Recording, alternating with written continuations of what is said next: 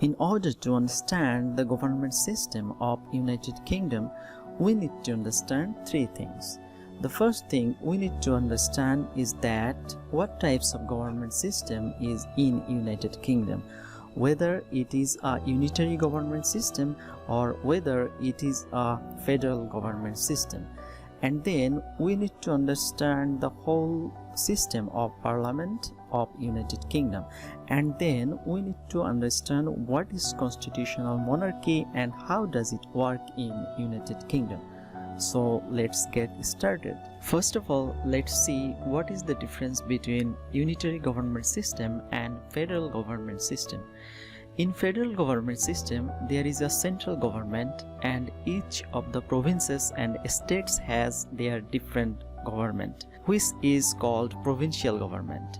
And in unitary government system, there is only one central government. And in United Kingdom, there is only one government that rules the whole country. That is why we can say that in United Kingdom, there is a unitary government system. Now let's see what is the nature of the parliament. Is it bicameral parliament or is it unicameral parliament? Bicameral parliament means it has two chambers. There are two bodies of legislatives. And in unicameral system, there is only one body of legislatives. And the Parliament of UK has two chambers. The upper house is called House of Lords and the lower house is called House of Commons. Now let's see who are the members of House of Commons and who are the members of House of Lords.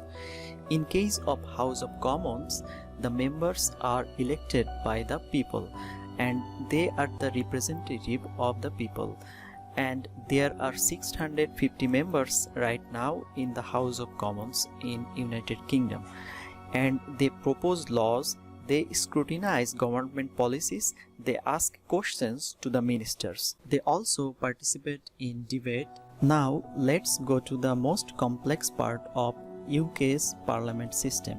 Yes, the House of Lords has 800 members at present, but it can be increased or it can be decreased.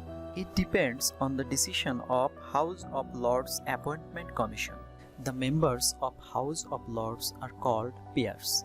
These peers are the members of the peerage, and the peerage in the United Kingdom is a legal system comprising both hereditary and lifetime titles, and they are composed of various noble ranks. There are two types of peers in the peerage.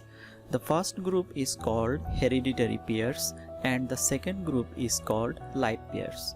In the House of Lords, there are now 92 hereditary peers and they are appointed by the monarchs and they are from noble ranks.